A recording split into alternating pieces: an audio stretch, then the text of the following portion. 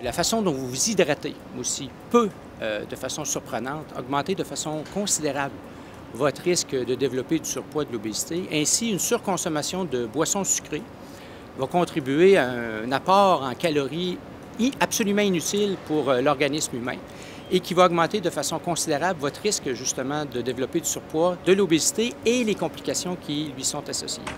J'ai eu des problèmes de poids, ouais, surtout dû aux boissons sucrées, quand on boit pendant les repas, des choses comme ça. Donc j'ai limité, j'ai beaucoup limité. Et là, voilà, là j'ai perdu une bedaine, on peut le dire.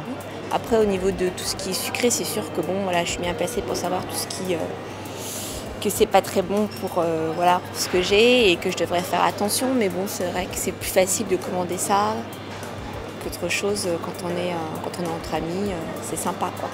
Alors, ce que je bois dans la journée, c'est surtout de l'eau. Je bois beaucoup d'eau et ce que je bois qui n'est pas de l'eau, c'est de l'alcool ou des sodas type cola. Alors, dans la journée, je bois pas mal de soda light. Environ 5 fois par jour, plus pas mal de verres d'eau pendant les repas, bien sûr. Alors, le meilleur moyen pour s'hydrater, pour moi, est l'eau. Et en quantité, au moins une bouteille d'eau par jour. Moi, en général, je bois plutôt des sodas et des sirops.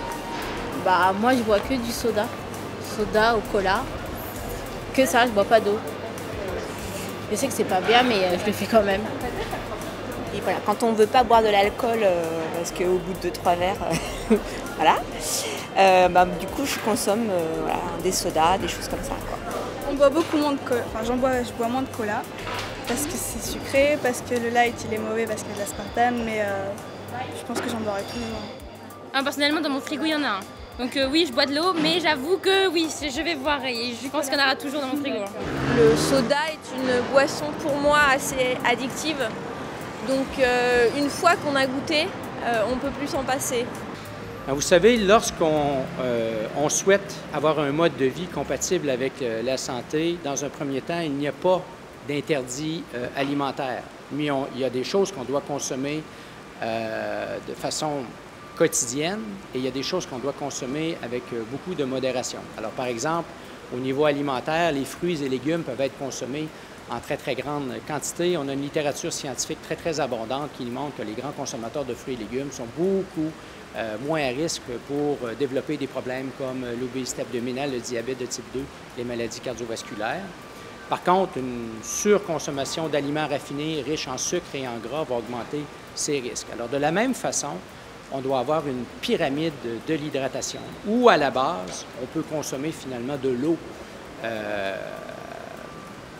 autant que faire se peut, parce que l'eau est absolument neutre, ne cause pas de préjudice à la santé. C'est la mode d'hydratation à privilégier. Mais par ailleurs, au sommet de cette pyramide, les boissons sucrées doivent s'y retrouver. Elles doivent être consommées avec beaucoup de modération. Alors, il n'y a pas d'interdit au niveau alimentaire ni au niveau de l'hydratation, mais il faut être vigilant et s'assurer que nos enfants ne surconsomment pas ces boissons sucrées.